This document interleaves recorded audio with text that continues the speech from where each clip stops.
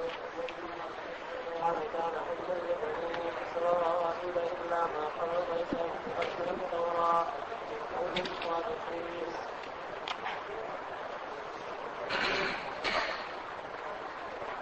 اللہ الرحمن الرحیم لن تنالوا البر حتى تنفقوا مما تحبون سے پہلے یہود کا تذکرہ تھا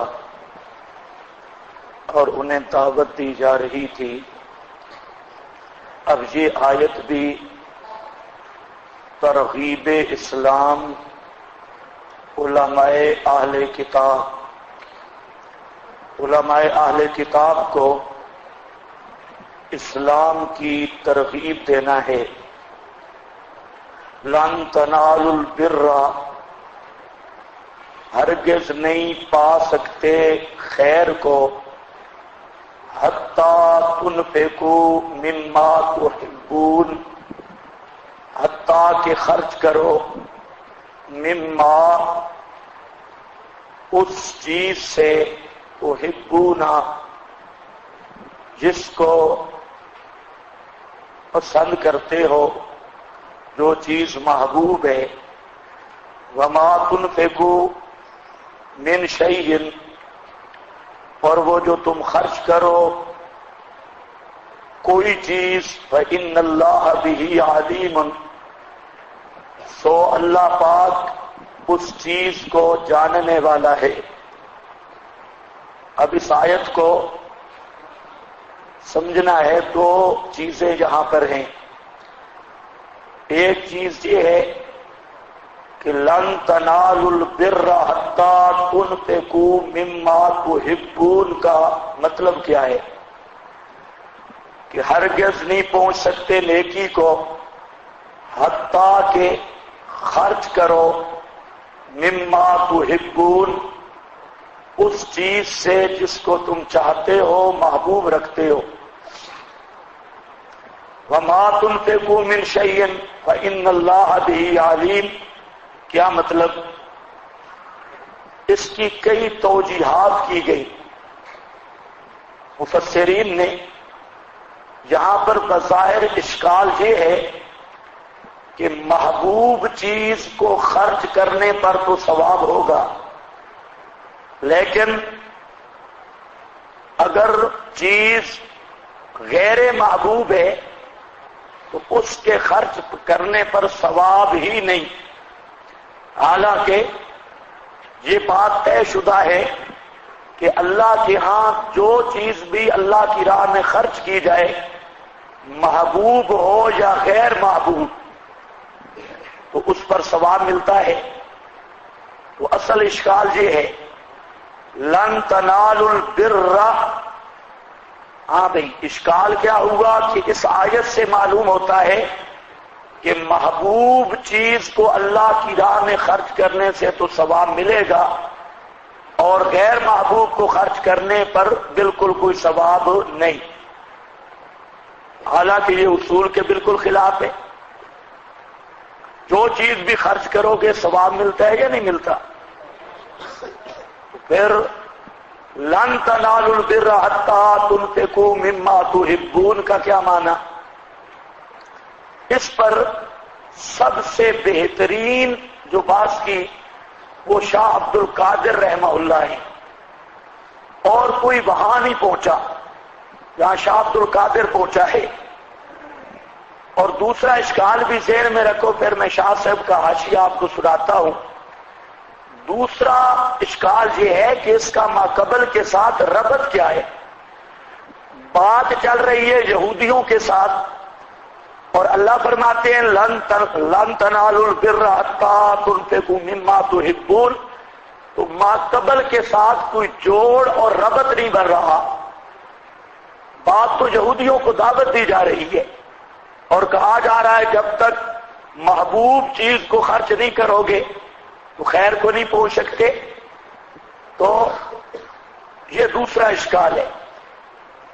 حضرت شاہ عبد القادر محدث دہلوی رحمہ اللہ کا جو حاشیہ ہے بہت عجیب ہے اس مقام پہ، اور دونوں اشکالوں کا جواب دے دیا. اب سنو، فرماتے ہیں جس چیز سے دل بہت لگا ہو اس کو خرچ کرنا بڑا درجہ ہے. جس چیز سے دل بہت لگا ہو اس کا خرچ کرنا بڑا درجہ ہے اور ثواب ہر چیز میں ہے، اور ثواب ہر چیز میں ہے. پورے اشکال کا جواب دے دیا کہ جہاں جو لن تنالوا البر، البر سے مراد صرف نیکی نہیں، کمال بر ہے. البر سے مراد ہے کمال الخیر، کہ کمال خیر کو نہیں پہنچ سکتے، نیکی کے اعلی درجہ کو نہیں پہنچ سکتے جب تک کہ محبوب چیز کو خرچ نہ کرو. یہ اسی کو تعبیر کر رہا ہے. جس چیز سے دل بہت لگا ہو اس کا خرچ کرنا بڑا درجہ ہے، بڑا درجہ. البر کمال الخیر. اور آگے کہتا ہے اور ثواب ہر چیز میں ہے. ثواب ہر چیز، یہ معنی بتا گیا ہے وَمَا تُنْفِقُوا مِنْ شَيْءٍ فَإِنَّ اللَّهَ بِهِ عَلِيمٌ. جو چیز بھی تم خرچ کرو تو اللہ اس کو جانتا ہے، یعنی ثواب دے گا. یہ بات سمجھ گئے ہو؟ اب دونوں جملوں کا معنی شاہ عبد القادر نے مختصر سی عبارت میں مسئلہ حل کر دیا. اور خلاصہ کیا نکلا کہ البر سے مراد مطلق بر نہیں بلکہ کمال البر اور کمال الخیر ہے. اور وما تنفقوا من شیء فإن اللہ، جہاں تعمیم ہے، جو چیز بھی خرچ کرو گے اس پر ثواب ملے گا، لیکن پورا ثواب، کامل ثواب تب ملے گا کہ محبوب چیز کو اللہ کی راہ میں خرچ کرو گے. اب اشکال نہیں، پہلا اشکال حل. دوسرا اشکال کہ ماقبل کے ساتھ ربط نہیں لگ رہا. اس کا بھی جواب شاہ عبد القادر نے بہت عجیب دیا. فرماتے ہیں شاید یہود کے ذکر میں یہ آیت اس واسطے فرمائی کہ اگر ان کو، اس واسطے فرمائی کہ ان کو اپنی ریاست بہت محبوب تھی، اپنی ریاست بہت محبوب تھی، جس کے تھامنے کو نبی کے تابع نہ ہوتے تھے، جس کے تھامنے کو نبی کے تابع نہ ہوتے تھے. تو انہیں فرمایا گیا جب تک یہ نہ چھوڑیں اللہ کی راہ میں درجہ ایمان نہ پائیں. یہود کو کہا گیا جب تک یہ ریاست نہ چھوڑیں اللہ کے ہاں درجہ ایمان نہ پائیں. کمال کیا ہے، کیسا ربط بیان کیا. اس سے اچھا ربط کسی تفسیر میں نہیں مل سکتا. بہت خوب.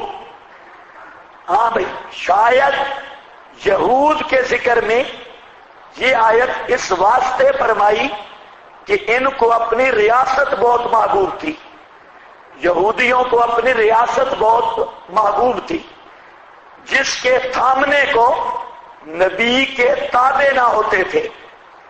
بہت سادہ سی اردو ہے. جس کے تھامنے کو نبی کے تابع نہ ہوتے تھے جب تک وہ نہ چھوڑیں اللہ کی راہ میں درجہ ایمان نہ پائیں. مطلب کیا ہے؟ فرماتے ہیں کہ جہاں ذکر یہود کا ہے اور لن تنالوا البر، یہ ان کو فرمایا گیا، ان کو ریاست محبوب تھی. ریاست کا کیا مطلب؟ جو مولوی تھے انہیں مولویت کا نشہ تھا، اور جو خطیب تھے انہیں خطابت کا نشہ تھا، جو نواب اور چودھری تھے انہیں اپنی نوابی اور چودراہٹ کا فخر تھا. اب وہ یہ چیز نہیں چھوڑنا چاہتے تھے، یہی چیز مانے تھی. مولوی کہتے کہ اگر ہم نبی پاک پہ ایمان لے آئے تو مولویت ختم. خطیب کہتے ہماری خطابت اور سٹیج ختم. نواب کہتے ہماری نوابی ختم، چودھری کہتے ہماری چودراہٹ ختم. یہی چیز ان کو بڑی محبوب تھی، اس لیے وہ نبی کی بات نہیں مانتے تھے. تو اللہ نے فرمایا لن تنالوا البر حتی تنفقوا مما تحبون. ایمان تب ملے گا کہ ریاست چھوڑو گے. جب تک ریاست نہیں چھوٹتی، مولوی اپنی مولویت کا نشان نہیں اتارتا، چودھری اپنی چودراہٹ کا نشان نہیں اتارتا، خطیب اپنی خطابت کی مستی نہیں نکالتا، اس وقت تک درجہ ایمان نہیں مل سکتا. ایمان ملے گا، یہ اپنی محبوب چیز چھوڑنی پڑے گی. جی اب آیت لگ گئی، سمجھ آ گئی آپ کو؟